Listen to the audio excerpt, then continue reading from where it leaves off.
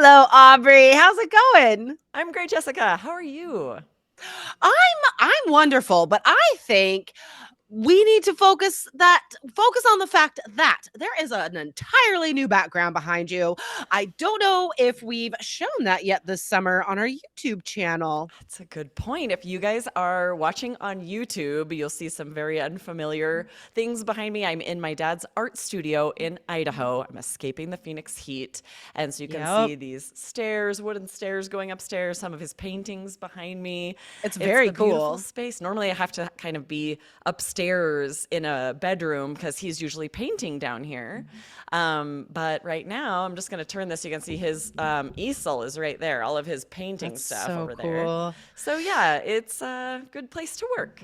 So definitely, guys, don't forget that all of these episodes, every single IELTS episode is on YouTube with video. So go check out Aubrey's dad's art studio, Yeah, my new IELTS office. Energy TV. It's really pretty. I love it. Okay, guys. So we're not talking about art today. Don't worry, No. guys. I know that's a tough subject for a lot of people, but we've covered that, not that long ago. So today, guys, we're talking about another difficult IELTS topic, decisions. Talking about difficult decisions, common decisions, mature decisions. Like, this is an IELTS topic, and a lot of students are really taken aback when asked about this, because it's like, when do we talk about this really in Yes. I English? love that phrase, taken aback, right? Just kind of thrown off, shocked. This can happen, especially if the question's pretty specific. If it asks you about an important decision or a recent Hmm. decision, you would need to be careful to, you couldn't be like, well, 50 years ago, or talk Right. about a decision that was really not a very big deal. If it's supposed to be important, you really have to make sure you answer the question.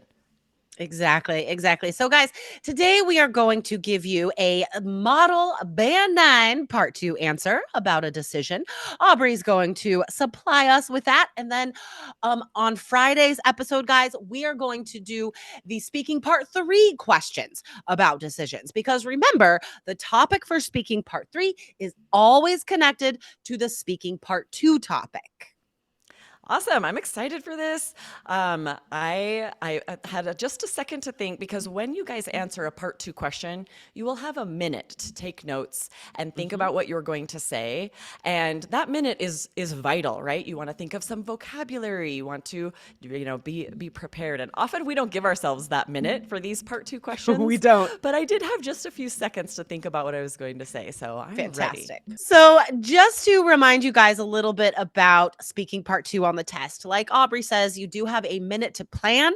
When you are planning, write down everything you think of related to the topic, because remember, you do not have to cover the bullet points. The examiner does not care about the bullet points. The examiner only cares about what, Aubrey? They just need you to answer the question. And once you've answered the question, you can go off topic, right? You don't have to Mhm. stay on that exact question the entire time. They're likely not even reading the bullet points because they don't matter at all. Exactly. So as long as you answer the question, and then they're just listening for fluency and impressive vocabulary, it's a lot more important that you fill the entire 2 minutes than that you Exactly. even think about those bullet points. Exactly. All right. So Aubrey's going to answer this question.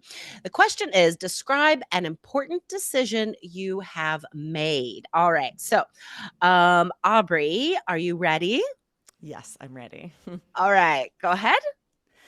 The most important decision I think I've made for my career, at least, was when I first started working for All Ears English. I took another job at the same time. I was a coordinator, a project manager for a nonprofit, and I really loved that job, but it was too much to do both. Was very difficult.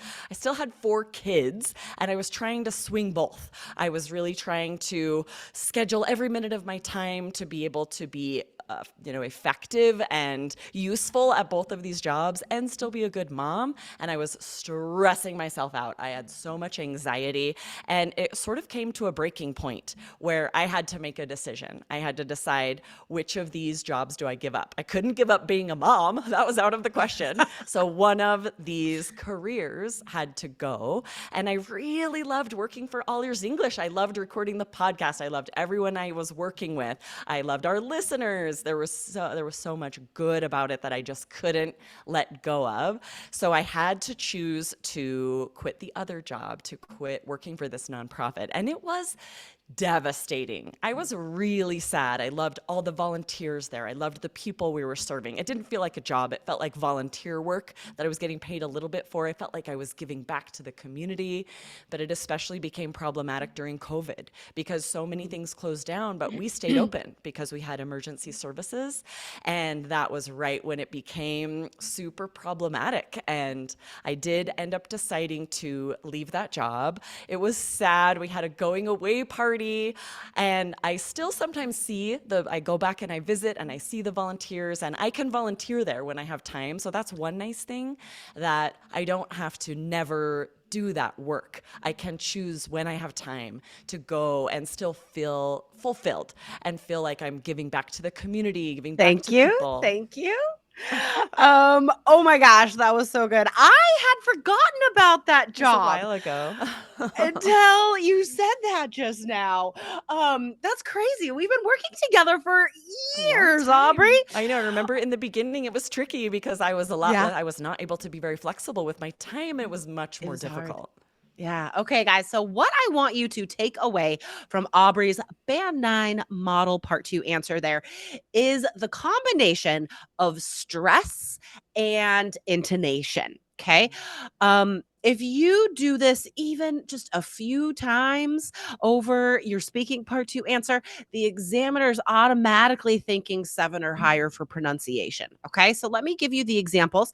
And then I want you to go back and listen to Aubrey's answer again and really pay attention to the stress and intonation. So, when you were talking about it being too much, like really stretching out that was awesome. And then saying, I'm a mom of 4 kids. Like, how we can slow down, guys, and really give as much punch, as much emphasis to these words as possible.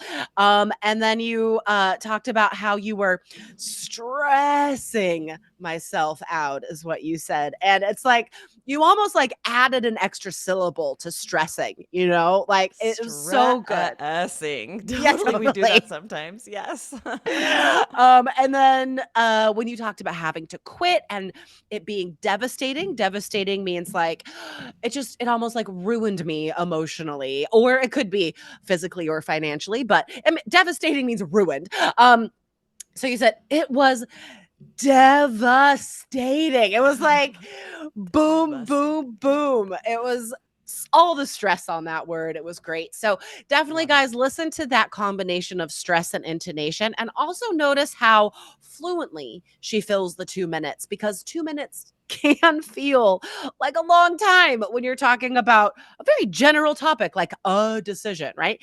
You have to be very specific, choose a specific time like Aubrey did, and describe the whole situation in detail. Yeah, it felt like a long time to me. I got to where you might notice when I started saying, I'm still able to see those people and I can go back and volunteer. That was sort of filler. I was like, I need to keep talking. What can I say? I had finished the question, so I could have pivoted away and been like, other decisions in my life have not been so difficult. I could have talked about a different decision, right? So many options once you've answered the question. It's just a matter of like, keep showing your fluency, keep talking, fill the full 2 minutes until they stop you. Yeah, I think the better choice is what you did 100%, because you're still focused on the same story, right? Yeah. You're just like extending it into the present. Because if you're like, and another decision I made, like if you totally go to a different thing, that would hurt the fluency score a little bit, because the topic says a decision, right? So you should really focus on one decision for the whole time. Yeah, that's true. And if you are specifically asked like one decision, an important decision, then you're going off topic if you start talking about other decisions. Good point. Right. Okay, guys. So thank you for tuning in today. And remember to come back on Friday because I'm going to answer the part 3 questions about decisions. And I think they're going to be really hard. So make the decision to tune in on Friday. Love it. Yes, awesome. We will see you guys Friday. Thanks, Jessica. Thank you, Aubrey. Bye.